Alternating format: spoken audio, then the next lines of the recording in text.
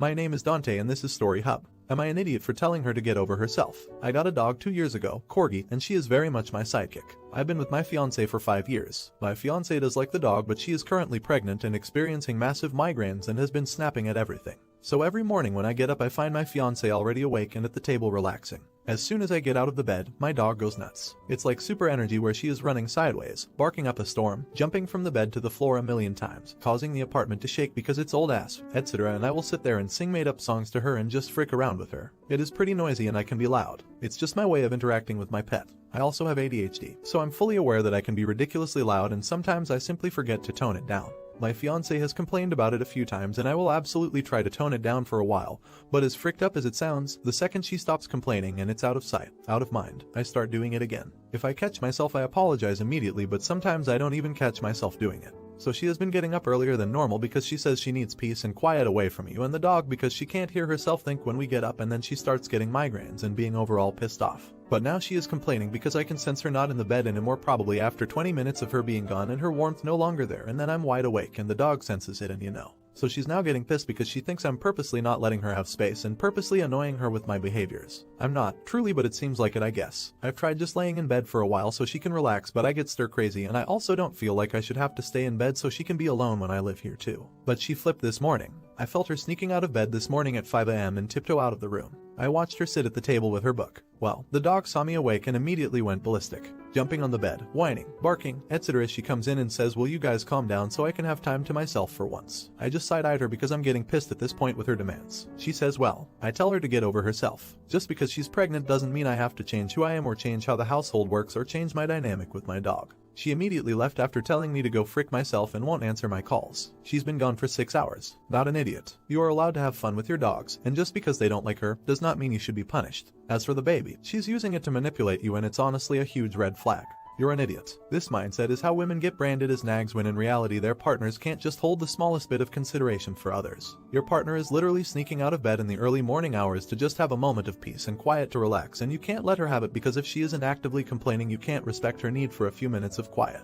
You're an idiot. Do you think this morning routine is going to be helpful once the baby is born? You're loud every single morning and not caring about the physical distress of a person growing a new human in her body. A new human that I'll assume is also yours. Start working on another way to relate to the dog in the morning that allows other people in the house to have peace. Now for the next story. Am I an idiot for buying my daughter a locked storage bin? I, male 53, have a daughter, female 17, who I recently bought this big storage container for. The reason being our daughter has a job and likes buying her own food and snacks for herself. The problem is that her mom invites her aunt, uncle and cousins over all the time, and even since she started buying her snacks and leaving them in the pantry they'd eat them without consulting her. She's asked them many times to not eat them but they don't listen. For reference, she likes to order snacks from other countries as a way to broaden her horizons. She's also linguistically gifted and likes to try and read labels to help expand her vocabulary. These snacks can take weeks to get after she orders them again, and by then her current snacks are gone. My wife didn't do anything, saying that since our daughter kept them in the pantry there for everyone, she moved them to her room and her cousins would go in when she wasn't and take them. I went to a hardware store and bought a big container with a lock, and for extra measure I bought extra locks and drilled holes so that they could be used.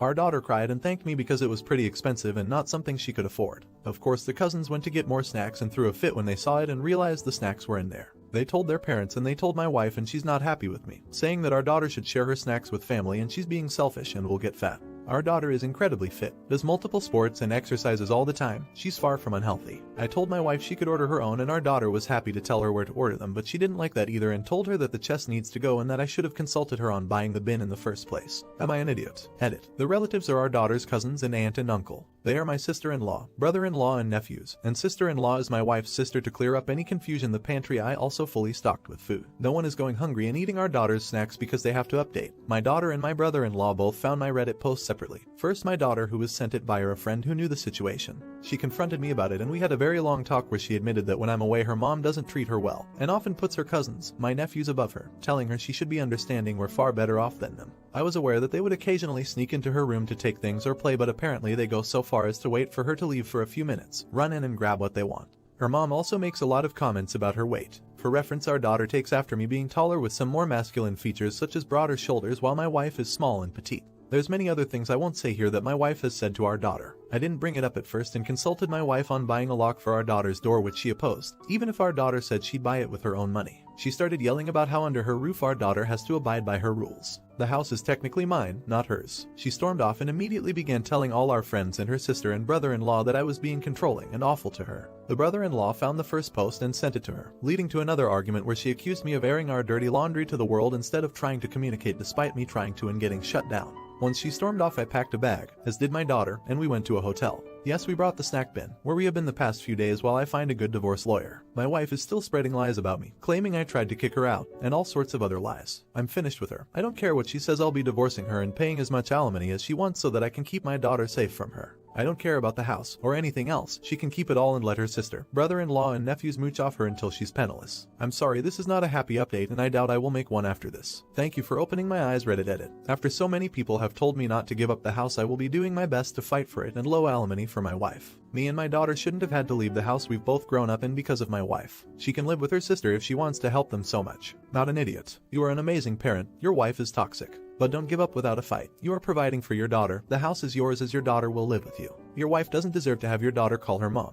And AIT's your house. With your daughter to testify with how her own mother treats her, no judge is going to award her the house. Get that divorce attorney and document everything your wife is saying. Also, you may be able to use your Reddit post to back up your claims of how unhinged your wife is. Not an idiot. You need to fight for your house and as little alimony as possible. Remember, every penny you keep from her is a penny more you can spend on your daughter. Education fund, house deposit, wedding fund, etc. Besides, that's your daughter's home you're talking about. Don't give it away to her toxic mother. Now for the next story. Am I an idiot for posting the reasons that I excluded some people from my child-free wedding? My sister got married last summer. She had a very elegant and beautiful wedding and reception planned. It was child-free. She sent a gracious note to everyone who sent their regrets and thanked them for understanding her desires for her wedding and respecting them enough to RSVP in the negative. She also invited them to a party later that summer at her home if they wanted to take pictures with her and her wedding party in their fancy clothes. I thought it was well handled and classy. Several people did not understand the meaning of child-free and brought their kids anyway. One screamed through the ceremony and the mom would not leave the chapel because she did not want to cause a fuss. There were no problem extra places for them at the reception, so their parents had to share their food with them.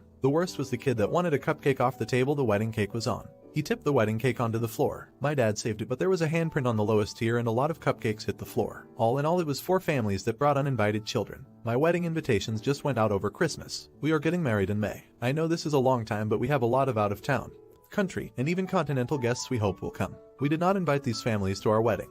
We have a Facebook group for the wedding for people to share pictures and memories that we might put in the wedding video. They found out about the group and posted to my personal page about being excluded and asking why we are not inviting them. I messaged them privately and asked them to take down their posts and explained that my wedding was smaller and I wasn't having as many guests as my sister. They went public again and bitched about me excluding them for no good reason. So I posted the receipts. I posted a video my cousin sent me of the kid crying during the ceremony and the parents doing nothing.